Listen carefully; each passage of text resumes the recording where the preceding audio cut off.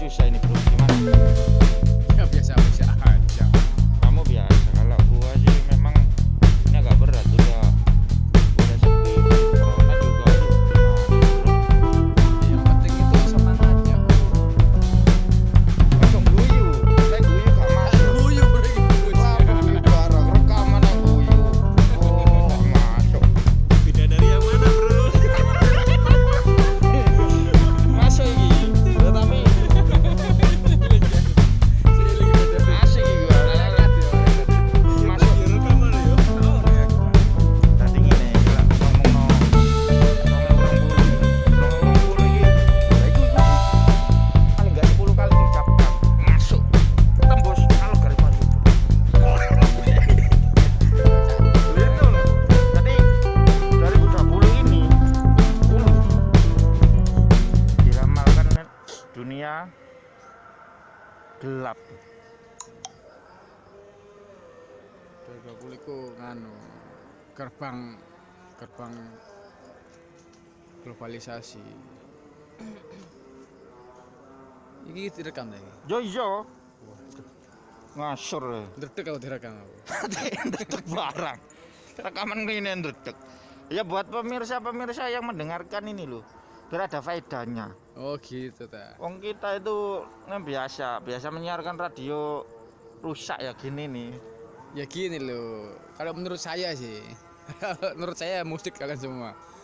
2020 itu kesempatan luas untuk dunia imaginary, dunia digital.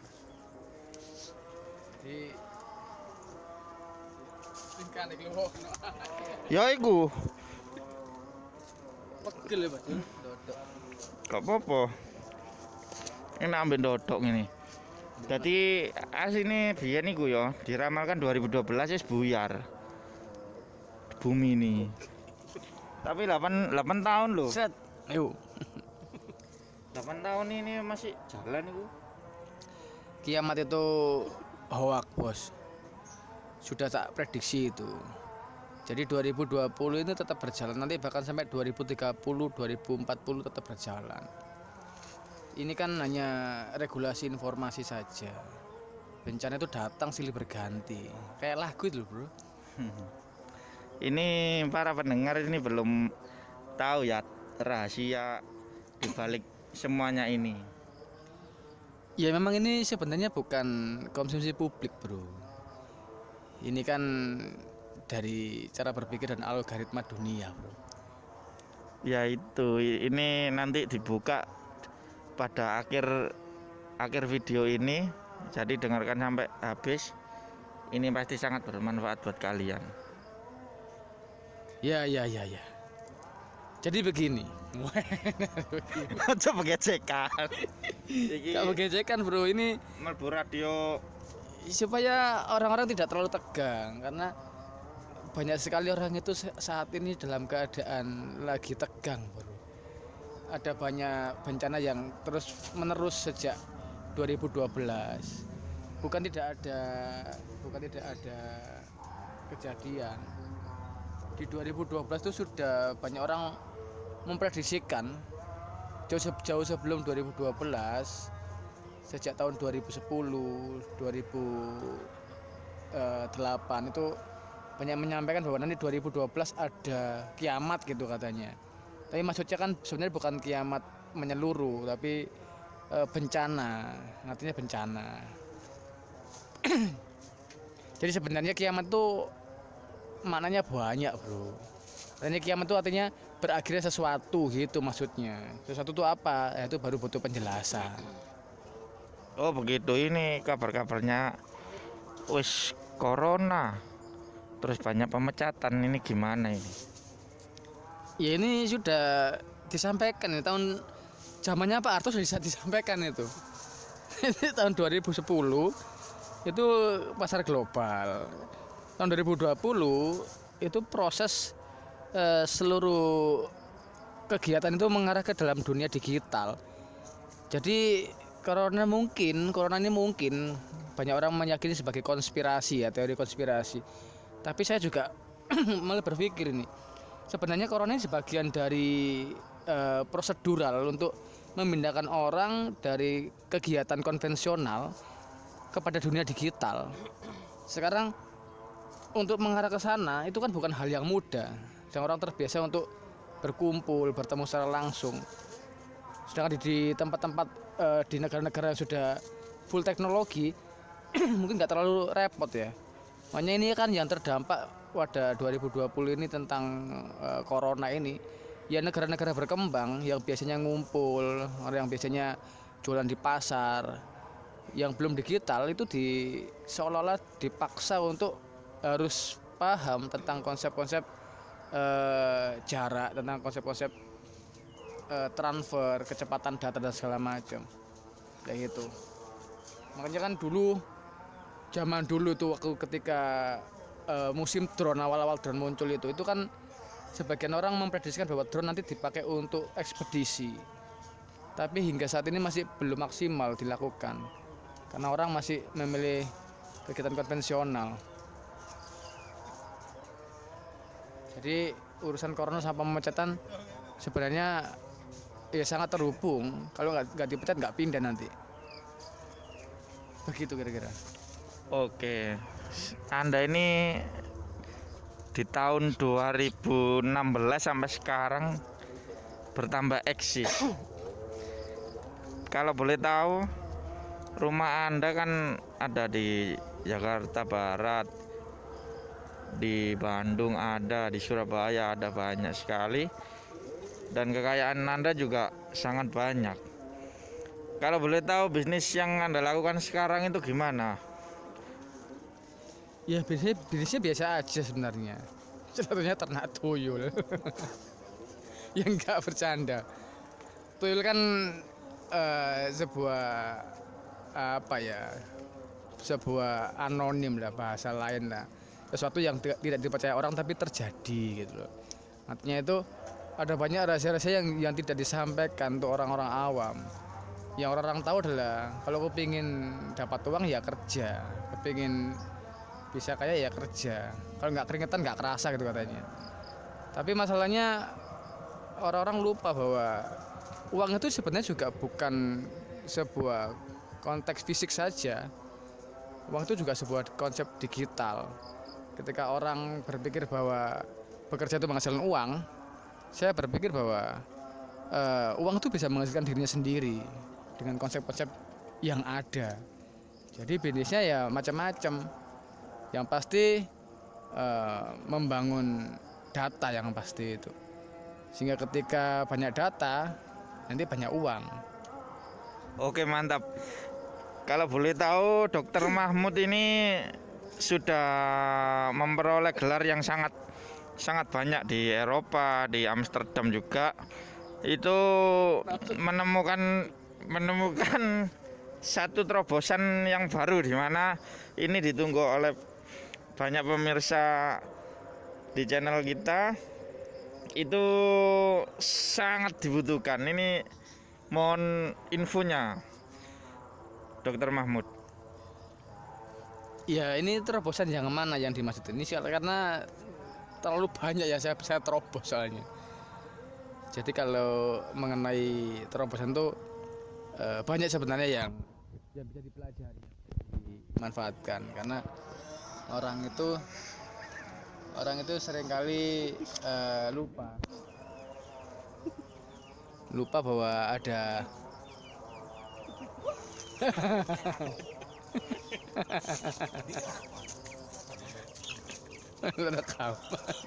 Ayo. Oh, biasa sponsor ada deng sponsor Bang Liji. Jadi mengenai terobosan yang saya lakukan itu sebenarnya bukan hal yang baru sebenarnya. Bisa saja orang-orang belum banyak yang tahu gitu. Jadi disebut terobosan karena ini sangat sangat bermanfaat buat banyak orang dalam momentum yang tiba-tiba, sehingga seolah-olah seperti terobosan. Hal baru sebenarnya bukan hal baru, tapi kombinasi dari hal-hal lama. Jadi waktu ketika saya membuat contohnya misalnya saya membuat orang yang sekarang jadi hidup dengan mudah, itu sebenarnya bukan terobosan yang baru sebenarnya. Di zaman-zaman dulu kalau kita mau belajar dari sejarah, dari kehidupan buku-buku kuno itu, penyembuhan tentang hal-hal seperti ini sangat banyak. Orang yang dikira sudah mati yang sebenarnya mungkin itu masih dalam kondisi hidup dalam konteks tertentu ya. Kalau dulu kan kematian itu dianggap tidak bergerak itu mati, tidak bernapas itu mati, atau jantung tidak terasa detaknya itu dianggap mati. Tapi sekarang kan sudah berbeda, teknologi sudah mulai canggih sekarang. Jadi ketika ada bagian organ tubuh yang masih punya peluang untuk hidup, kita masih punya kesempatan untuk hidup. Sehingga zaman sekarang ini sebenarnya sudah terjadi di zaman-zaman dulu. Karena zaman dulu menggunakan teknologi manusia yang disebut dengan kekuatan magis ya, dulu disebutnya magis seperti itu. Sekarang ini sudah dijadikan dalam konteks teknologi. Jadi ketika orang sekarat tetapi masih memiliki unsur hidup dalam tubuhnya, dalam organ-organnya, misalnya otaknya masih aktif gitu ya. Mungkin karena oksigennya sangat lamban ketika paru-paru sudah tidak bernafas, sudah tidak memompa oksigen, jantung sudah mulai sangat lemah detaknya sehingga secara fisik seperti tidak berdetak, tetapi oksigen itu masih tersedia di bagian otaknya sehingga masih ada unsur hidup di sana. Ini masih bisa diselamatkan dengan berbagai metode. Kalau zaman sekarang dengan teknologi pastinya. Di zaman dahulu itu menggunakan mediasi-mediasi yang sebenarnya kalau dikonversikan ke zaman teknologi sekarang ini sebenarnya sama. Waktu itu menggunakan konseptual energi misalnya. Jadi ketika orang itu mengatakan saya berdoa dengan khusyuk, saya berkonsentrasi dengan sungguh-sungguh, itu menciptakan sebuah gelombang. Dan jika dipadu-padankan atau dikonversikan ke zaman sekarang itu sangat terhubung sekali. Kalau zaman sekarang namanya bisa dipelajari dengan konsep kuantum ya. Jadi teknologi mekanika kuantum, fisika kuantum itu bisa membaca detail yang lebih halus tentang organ tubuh manusia. Nah, karena zaman dulu itu berbeda metodenya, artinya manusianya juga berbeda konsepnya, daur hidupnya berbeda, sehingga seolah-olah ketika orang zaman sekarang belajar tentang model-model kuno, seolah-olah orang kuno itu luar biasa semua. Sebenarnya sama saja sebenarnya, karena memang berbeda situasinya. Orang sekarang hampir rata-rata manusia zaman sekarang itu tidak memiliki kemampuan yang signifikan dalam internal tubuhnya, sehingga dibutuhkan mediasi lain, alat-alat kesehatan, hal seperti itulah. Zaman dulu kan menyatu dengan dirinya sendiri, karena kebiasaan makannya, kebiasaan berpikirnya, konsentrasinya semuanya fokus dalam satu bagian di dalam tubuh. Makanya seolah-olah cara membangkitkan orang atau cara menghidupkan orang-orang sekarang itu adalah hal baru sekarang itu. Kalau zaman dulu sudah banyak gitu. Ya kira-kira seperti itu. Terobosannya bukan hal baru, tapi hal yang mungkin lama nggak didengarkan orang-orang, lama nggak diperbincangkan, sehingga ketika ada fenomena orang mati bisa hidup lagi jadi heboh, dan itu selalu jadi misteri untuk semua orang gitu. Oke, sangat jelas dan gamblang penjelasannya dari Dokter Mahfud ini. Ini satu pertanyaan lagi yang terakhir. Dokter Mahfud ini sangat dekat dengan Dokter Tirta, tapi untuk kekayaan si Dokter Tirta ini nggak ada apa-apanya ya. Jadi saya mau ini mau tanya bisnis di yang disembunyikan ini ditunggu oleh pemirsa seluruh Indonesia ini. Bisnis yang sangat-sangat diandalkan oleh Dokter Mahfud itu apa? Ini yang sangat ditunggu-tunggu dokter. Nah ini yang banyak orang sudah penasaran, sudah tanya. Coba nanti saya coba hubungkan sama Dokter Tirta ya. Kayaknya jam-jam segini orangnya lagi santai. Ini coba tak hubungkan pakai. Nggak usah ya. Oh, Dokter Tirtanya lagi sibuk. Lagi sibuk. Ya jadi gini loh, bisnis yang ditunggu-tunggu orang-orang itu yang sudah jadi penasarannya banyak orang itu sebenarnya mudah sebenarnya untuk jadi kaya, untuk jadi punya banyak rumah, punya banyak uang, punya banyak kekayaan atau benda itu gampang sebenarnya. Kembali lagi seperti konsep awal itu.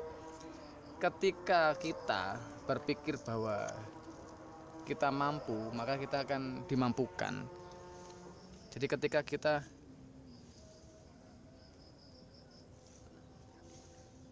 kita berpikir bahwa kita mampu, kita akan dimampukan.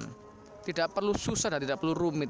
Bahkan orang biasa pun bisa melakukan apa yang disebut dengan mode kekayaan ini. Artinya fokus, ikuti arahan dengan tepat, dan akan mengalami yang namanya kekayaan itu. Karena kekayaan itu bukan sesuatu yang dirumuskan dengan sangat rumit, bukan. Tapi kekayaan itu adalah hal yang selalu bisa dinikmati jika kita itu berjalan di dalam pikiran kita, ke dalam kehidupan kita, menjadi bagian yang melekat setiap hari. Jadi kalau Anda ingin kaya, Anda ingin punya banyak rumah, Anda kepingin menjadi orang yang bisa bermanfaat dengan banyak orang, ikuti petunjuk yang bisa saya berikan, bergabung dengan klub-klub yang sudah saya buat itu. Di sana akan diajarkan cara-cara kaya yang sangat mudah, luar biasa itu. Oke, terima kasih Dr. Mahfud. Terima kasih buat waktunya, karena memang dihubungi sangat susah sekali ini, kita sangat susah sekali. Kemarin kita sudah wawancara dengan Dokter Tirta. Terima kasih Dokter Tirta untuk referensinya. Ya, salam buat semuanya subscriber.